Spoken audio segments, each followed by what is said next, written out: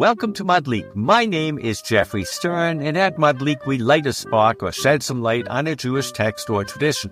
Along with Rabbi Adam Mintz, we host Madlik Disruptive Torah on your favorite podcast platform and now on YouTube. This week's Parsha is Parashat Toldot. We discover the Philistines and their relationship with the ancient Israelites. More importantly, we explore the importance of the characterization of tribal, ethnic, and national names, as the Bible says, up until today. So join us for the Philistinians and the Israelites. So, Rabbi, how are you? I think I might have just coined the word Philistinian. It's a perfect word. It's a combination of so many different languages. It's a perfect word. You know, I think part of our problem is when Israel, the modern state of Israel was formed and they were given a choice of what they would be called. And they ended up saying Israel, of course, but then they decided to be Israelis. If they had said Israelites, you know, I think just walking into the UN and here the Israelite delegation is coming, I think maybe we would be biblical. They give us more respect. Who knows? Okay. But anyway, we are moving right along. You know, it occurred to me in last week's Parsha, at the very beginning, we were introduced to the Hittites. We didn't make note of it because Abraham was buying a kever, a burial plot for his wife. But the Hittites were not Canaanites. They didn't come originally from Canaan. I mean, this place was teeming. It was a melting pot, if you will. It was New York of the ancient Near East, and strange that if you think back to it, that Abraham said he was a foreigner to the Hittites, who were also foreigners. So as I said in the intro, this week we are being introduced to the Philistines, and actually reintroduced. We'll get to that in a second. In Genesis 26:1, it says, there was a famine in the land, aside from the previous famine that had occurred in the days of Abraham. And Isaac went to Abimelech, king of the Philistines, in Gerar. Now, when I always thought about as it occurred to Abraham, it's twofold. It's not only was there another famine, but this was another time that a patriarch went to stay, if you will, with the Philistines. That was lost on me in the past. And God appeared to Isaac and said, do not go down to Egypt. Stay in the land which I point out to you. So first of all, we already get a sense of when you go to the Philistines, it's not only are you're going to them and be with them, you're not going to the Egyptians. There's almost a positive characterization if you assume that Egypt is bad, given the history that we're about to embark on.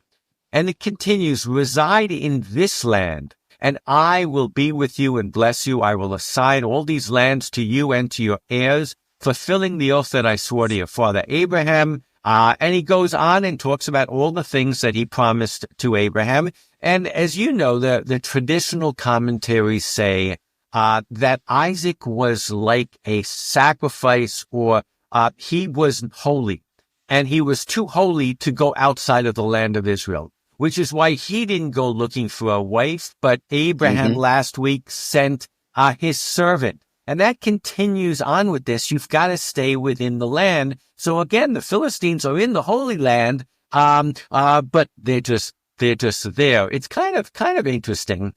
So Isaac stayed in Gerar, and when the local leaders asked him about his wife, he, following in his dad's footsteps, said, "She is my sister," for he was afraid to say my wife, thinking the local leaders might kill him on account of Rebekah and her beauty. Then it has Abimelech looking out of the window. And, you know, when every week I decide what to talk about, I was tempted to talk about windows. It's such a fascinating kind of image of him. Was he peeking, or was he just walking along the street? But in any case, he sees Isaac and Rebekah acting as a married couple. And he says, why did you save her sister? And Isaac says, well, because on account of my life. And in verse 10, Abimelech says, what have you done to us? One of the men might have lain with your wife, and you would have brought guilt upon us. He says, Veheveta aleinu asham. This was clearly a leader who had a very high moral standard. Abimelech then charged all the people, saying, anyone who molests this man or his wife shall be put to death. Again, doing absolutely the right thing. And then it goes on to say how Isaac lived with them. He became very wealthy, flocks and herds and large household. And then things start to sour a little bit because the Philistines envied him. So it says that they v'ka'anu oto plishtim. So again, you get these issues, these interdynamics. And as a result, in verse 15, the Philistines stopped up all the wells which his father's servants had dug in the days of Abraham, filling them with earth. And Abimelech said to Isaac, go away from us, for you have become far too big for us. Again, a neutral term, you're attracting too much, attention. You move away. So Isaac, departs. And then it says in verse 18, Isaac dug anew the wells which had been dug in the days of his father Abraham, and which the Philistines had stopped up after Abraham's death. And speaking of Isaac, he gave them the same names that his father had given them. So in the intro, Rabbi, I made reference to we'll be learning about the Philistines, but we're also going to be learning about the power of naming things. And this is the first moment here where we see how important it was for Isaac to give each of these wells the same name as Abraham in the day had given it. A bunch of commentaries, the Bechor Shor says, why did he give them the names? So that it is known that which were his father's wells and his inheritance. For if he were to change their names to that which others told him, they would be thought of as not his father's. Right. I mean, right. That explanation, just to say for a second, that's a very practical explanation. Let's name it because, that makes this is the Mintz house. So when my children inherit the house, it'll be clear this is the Mintz house and no one else will get it. That's not a religious explanation. That's a practical explanation. Absolutely. And I mean, the Radak says Keshemot with the same names in order to maintain unbroken continuity of ownership. In the Hebrew, Chazakah. You want to show this continuity. What you call things, what you call places is very important. I would say, you said a second ago, whether it's religious or biblical, I really do believe it comes up to today. And a play on that was I called the Philistines the Philistinians because right. Palestine, Palestinians, Philistine, it's all about what you call things, and naming things from the get-go in Genesis is showing ownership. The Rashbam says, in order to prevent anyone in the future to challenge the ownership of the wells. So it's kind of all about the importance of naming. And in this week's Parsha, we are just full of those types of references. We have the twins fighting in their mother's womb. And when they're born, the first one emerged red like a hairy mantle all over. So they named him Esau. Esau comes from the word Seir.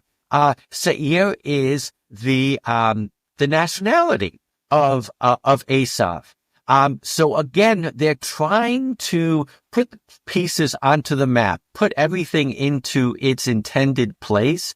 And then his brother emerged holding on to the heel of Esau. So they named him Jacob, kind of a heel, not a very, I would say, complimentary name.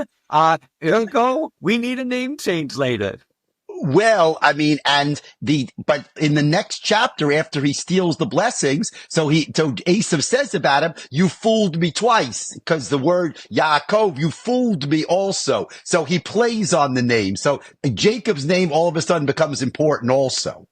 And again, looking to the future, sometimes you have to change that name. We saw the continuity of a name, the changing of the name. And just to finish, Esau comes in from the field. He's famished. And he says, give me some of that red stuff to gulp down, for I am famished.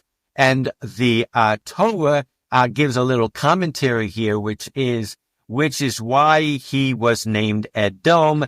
Edom is the word in Hebrew for red. Again, and Edom became the great Roman Empire. Edom became which became nation. Christianity, right? The Roman Empire became Christianity. So last week, Ishmael is the Muslims. This week, Esau is the Christians. It's interesting. The rejected son in the two stories are our enemies. Yeah. But again, right? There's something about that. I don't know what it is, but there's something about that. And again, we always save something for another year, but in this week's conversation, I think it's just fascinating that you can clearly see, and you don't know which comes first. Does the story of the stolen birthright with the red porridge create the name Edom, or was there a name Edom and you needed the mythology to catch up, so to speak, to give a story behind that Edom that wasn't quite complementary? Right. That kind of, you couldn't now think of Edom without thinking of Esau as a hunter, as someone who didn't value the birthright. These are the games that we're playing here. These are the rules of the games, I should say, that we're playing here. And at the very end of the Parsha, again, getting back to the wells and other things, it seems that Isaac became then so successful that the Philistines actually decided it's in our best interest to make a pact with him. So they sought him out, and they exchanged oaths in chapter 26. It says, and that same day Isaac's servants came and told him about the well they had dug, and said to him, we have found water. And he named it Sheba. Therefore the name of the city is Beersheba ad hayom hazeh, until this day. And of course, Rabbi, we're in 2024. It's true. It does. It makes you question when the Torah was written. Clearly, you could make a case that the Torah was brought down by Moses from Mount Sinai, or the finishing T's and I's were dotted before Moses died. At some point, until this day, made sense. But you're correct also. No matter when, whether it's modern scholarship or the tradition, there's always going to be Ad Hayom Hazeh. And these names and the baggage and the messaging that are associated with them is with us even till today. And I would argue that the conflict of what things are called and how they got that name is also, fortunately or unfortunately, with us even till today. Fascinating, isn't it? Absolutely fascinating. And it's so interesting about the suggestion of the name that Edom has to be related to a bad story, because Edom is connected to the bad guy. Yeah. Well, I mean, you bring up bad, so let's take it back to the Philistines. Because I would wager that most people, when they think of the word Philistine, if I was accusing somebody of being gruff, of being uncultured, I would call them a Philistine. I think Philistine doesn't have a great rep in today's language. Am I correct? Would you agree with me? You're right. I mean, I didn't check that. What's the source of the English word to be a Philistine, to be uncultured? That'd be interesting if it actually goes back to one of these stories. That'd be fascinating. So I think we need an Oxford English dictionary. I think we do, but luckily we do have modern scholarship. And what we are going to find, I believe, is that in fact, there's almost universal agreement that these stories about Avimelech and these Philistines, yes, they had a few wrinkles, But for the most part, and I started by saying we were comparing the Philistines favorably to the Egyptians, the Philistines are thought of very highly here. And I'm going to go back to Abraham's interaction with them in a second, I think, to buttress my point. But the other thing that we're going to learn is that there's a large bunch of scholarship, both academic as well as midrashic, that the later Philistines that we talk about in a negative way were related by name only. And in fact, they were different. So it just goes to show. That's fascinating. We'll get there. That's interesting. Okay. We'll get there. Yeah. So let's go to Abraham. Abraham, as I said before, there is no food in Canaan or where he is. So he takes Sarah and he goes to King Avimelech of Gerar. And in that particular case, and he says that Sarah's his sister, God came to Avimelech in a dream by night and said to him, you are to die because of the woman that you have taken. So here he's not peering through a window. God goes out of his way to actually give the guy a heads up. And at that point, he says to God, oh Lord, will you slay people even though innocent? Sounds a little bit like Abraham to me. Will you slay the innocent with the evil? Again, portraying him just wonderfully. And God said to him in the dream, I knew that you did this with a blameless heart, and so I kept you from sinning against me. Just a beautiful relationship with this Avimelech. And if anybody doesn't come out really well in this story, I would venture to say it was more Abraham than Avimelech. Avimelech comes to Abraham and he says, what wrong have I done that you should bring so great a guilt upon me and my kingdom? Both of the Avimelechs, and by the way, I think the commentaries also agree, we're not talking about the same character. Avimelech was a term for the Philistines, similar to Pharaoh was a name for the Egyptians. That's correct. That's for sure. But again, he's worried just like his later Avimelech of the next generation about Amei Haaretz, the people of my kingdom. And so it is very, very fascinating. And I think we could only conclude at this point, if we throw out our dictionary and if we throw out the way Philistine is thought of in some other circles, that this is a wonderful relationship. That the Philistines counterpointed to the Egyptians are thought of highly. The way the Philistine Avimelech king comports himself is visited by God.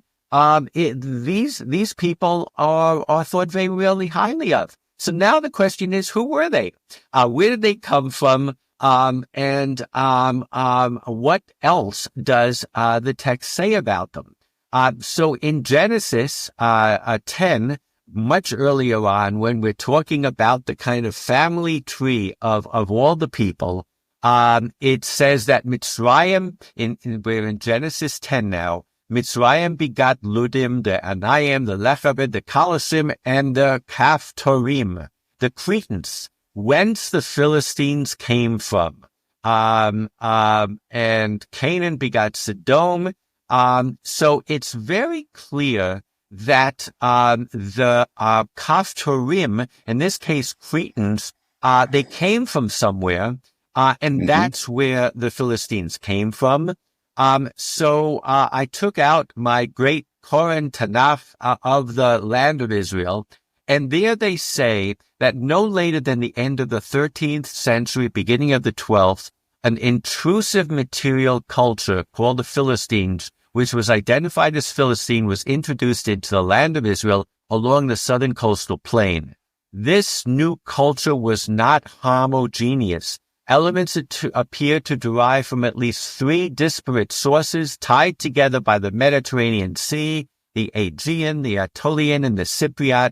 And moreover, this intrusive culture, while significant, did not by any means eradicate the local Canaanite culture itself.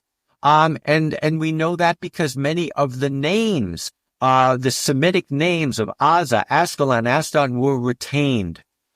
So what we have, Rabbi, it's kind of fascinating, is a culture that came. They were not homogeneous. In a while, we're going to be the next chapters, we're going to be talking about the 12 tribes. We have our own disparate people with different characteristics. Here it was clear this was a catch-all name, and they both introduced new customs, and they also absorbed customs, and they didn't take over everything. So it is kind of, I think it's instructive, not only in terms of understanding who the Philistines were, but understanding what was going on in the land of Israel. It was as I said before, it was a melting pot of different cultures. Kind of fascinating. Very, very fascinating. I mean, this idea, that Avimelech and Paro don't represent a person, but they just represent a title in these countries, and that these countries themselves represent different things. We didn't talk about it today, but in both last week and this week, the son is sent not to Canaan, but back to where the mother came from to get a wife, because Canaan is cursed. That's also an example of a place that stands for something. And Canaan's curse goes back to the story of Noach becoming drunk, and Ham, Avi Canaan, Ham, the father of Canaan, sees him naked. And he says, Arur Canaan, right? He's cursed, and Ham is his son. And right? And it's Canaan that's cursed. So the Canaanites are cursed. They can't marry into the family. That's also kind of a typology of a place. Yeah, and I think the knee-jerk reaction is to think that all the inhabitants of this promised land were negatively characterized and were all terrible. You make the correct point that the Canaanites, there was something that was really problematic with them. But we've seen the Hittites, and this week we're meeting the Philistines. And again, this sounds like, I mean, there were tensions between the peoples, but they patched it up and they made their oaths. So here's where in the Koran Tanakh it says, interestingly, Midrash Tehillim on Psalm 60 records an episode that claims that the Philistines of Genesis were a completely different people from those of the book of Judges and Samuel. And I went ahead and looked it up. And if you want to go to the Sephirah notes, I did notice that the translation in Sephirah was incorrect, because it took out the punchline, because it talks about, the much later Israelites coming to these quote unquote Philistines. And the Philistines say to them, we don't think you're the children of the book because you're not keeping the laws. And they said to Amru Lahem, Anak Mekayimim anu, we do keep them. Aval ein atem plistim, v'haplistim halchu lehen. And they said, we do not observe them, but we are not the Philistines. So here there was a discussion of whether you are the real Jews or the real Philistines. It never gets old, does it? It really just never gets old. If you recall, when we had an episode about God, I think the name of the episode was when God goes into exile. And we talked about Skrinta Begaluta. I think I brought this verse from Amos 9, where it shows that the Jewish people, the Israelites, were not the only ones that went into exile and were brought back from exile. And in Amos it says, when God says, "Oh, Israelites, you are just like the Cushites," declares God. True, I brought Israel up from the land of Egypt, but also the Philistines from Kaftor and the Arameans from Kir. So again, it is important for us to see we can focus so much on the chosen people, but the Bible itself is focused on other peoples that have similar types of experiences. There's a gradation, and it respects those gradations, and it's certainly, getting back to the story of the two Avimelechs that we just read, speaks about them in high regard. And I think, that is just fascinating. Clearly, one of the things that made, the Philistines so fascinating is they seem to be on all accounts sea-faring people that came from, the shores. If you remember, and we're going to be talking about the Exodus when we get to the book of that name in the future, there's a whole question of why the Jews didn't make the quickest, straightest route from Egypt back into the promised land. And in Exodus 13, it says, well, now when Pharaoh let the people go, God did not lead them by way of the land of the Philistines, although it was nearer. So these were people who literally were on the coastline. I put up a map, and you can see where we're talking today about the Gaza envelope. These were people that settled on the coastline, and when they expanded into the heart of Israel. But it was all along the coast, which again, when you're on the coastline, you bring new cultures and new things. Some people say they introduced the pig to the land of Israel.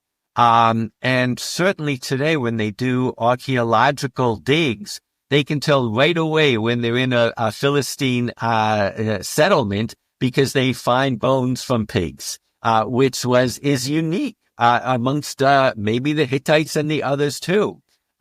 Really kind of flushing things out. You say the most advanced cultures live on the coast because that gives them exposure outside. We know that the Greeks, when they came, lived in Caesarea, which is also on the coast. It's north, but it's on the coast. So it's the same thing. The advanced cultures always choose the cities on the coast to live on. Or they came in from the coast. And again, yeah, well, I'm saying, but they stayed there, right? The countries that were more inland, Moab and Ammon, we don't have the same tradition about them, right? They're countries, but, the Philistines seem to be special. And later on, the Greeks seem to be especially cultured. And the flip side of that, Rabbi, is if you look in terms of America, and I think sometimes I've already talked about melting pots and New York, but I must admit that you start looking at this and you see that, when the pilgrims came, they came from the sea, they settled on the sea, the East Coast, became this melting pot.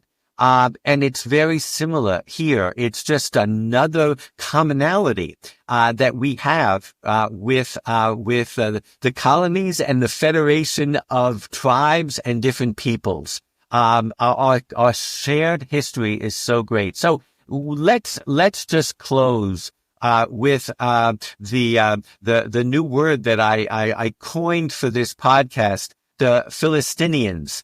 The word Palestinian does come from the word Philistine. In Latin, it all starts by the Philistine. That was the Hebrew word that we used. And in Latin, that become Philistai.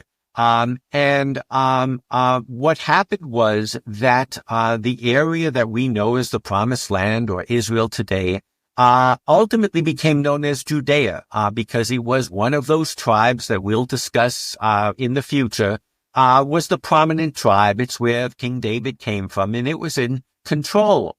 And when Edom, we're coming full circuit now, when the Romans took over Judea, and the Judeans revolted against multiple times, culminating in the Bar Kokhba revolt.